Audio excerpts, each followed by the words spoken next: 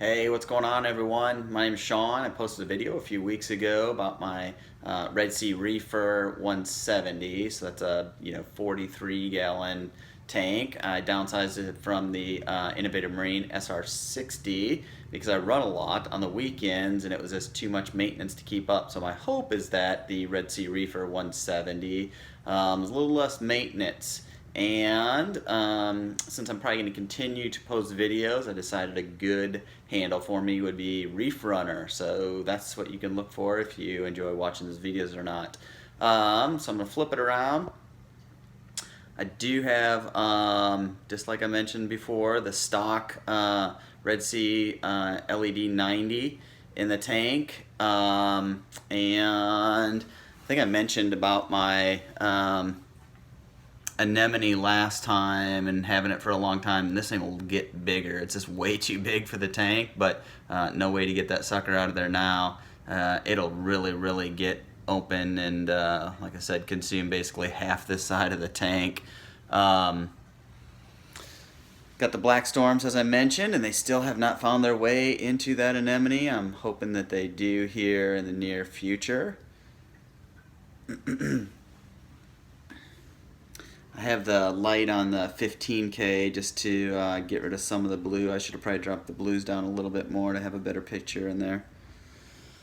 There's a Labo that just didn't make it from the transition from the SR60. There was a issue with the tank stand when it came, and so I had to keep everything in a Tupperware, a Rubbermaid rather, canister for about an extra 10 days, longer than I wanted to.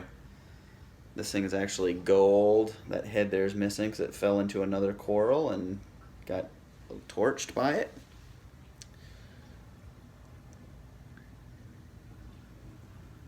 Diamond goby again. And as I mentioned, I have the Ecotech MP40 and MP10 with the guards on them.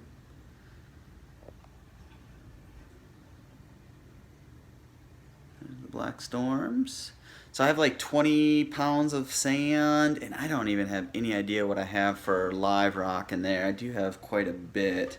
I wish they were a little more porous, but it is what it is kind of at this point. They got a little bit of purple rolling on them. It looks a little bit better under a different light, but I do like the shimmer of the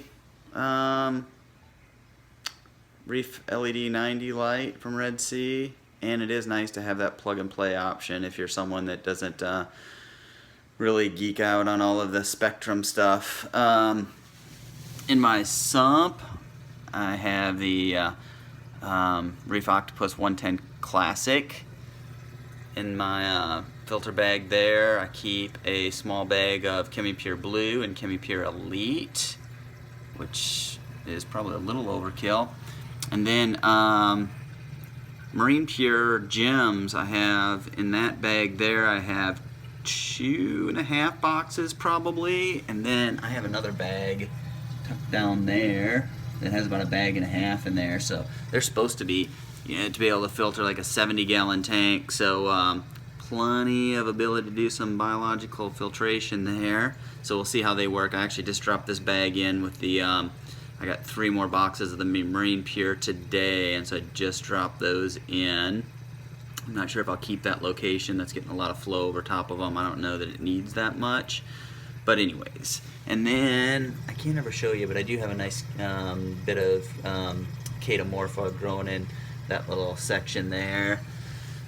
The Red Sea Reefer sump isn't as big as I thought it was going to be, and I really wish it was sectioned off, so I went to Home Depot or Lowe's, one of the two, and bought a piece of like Lexan, I guess, and drilled some holes in it to allow flow to go through there, and then I keep my Chaeto on that side of it just to try to keep it out of my my pumps.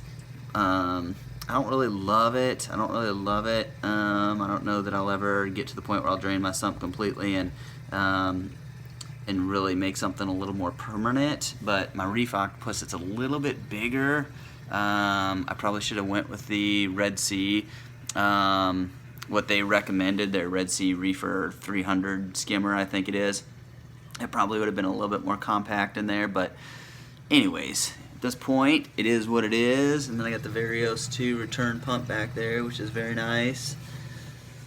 There's my top off. I am going to switch to have an auto top off at some point, just because that thing drains water like crazy, like probably every 2 days or so. I am filling that sucker up. It's a pain. So, and there's the Neptune Apex, which I really do love. I didn't think it was that great at first, like, oh, what's the big deal? But it has been nice when I'm getting into the tank and I can just switch things off without unplugging a bunch of stuff. It's nice. And then that's the BRS. I just use that for dosing. I dose the Alpha Reef. Let's see, get the back of it. Yeah. Anyways, it's the Alpha Reef that has calcium, alkalinity, and magnesium and trace elements. So it's pretty good. This way, I mean, I guess the issue is if one thing's out of balance, you kind of need to figure out how to get that. Like if the alkalinity's low, you need to figure out how to get that up when you're dosing with an all-for-one type of deal. But you know, with a small tank like this, if you're doing a water change once every 2 weeks or so, or once every week, you know, a few gallons, seems to keep things pretty straight. So that's that, and that's the tank. Y'all have a good one. Catch you next time. Bye. So this is about a little over a month probably, and we'll catch you in a few more weeks. Bye-bye.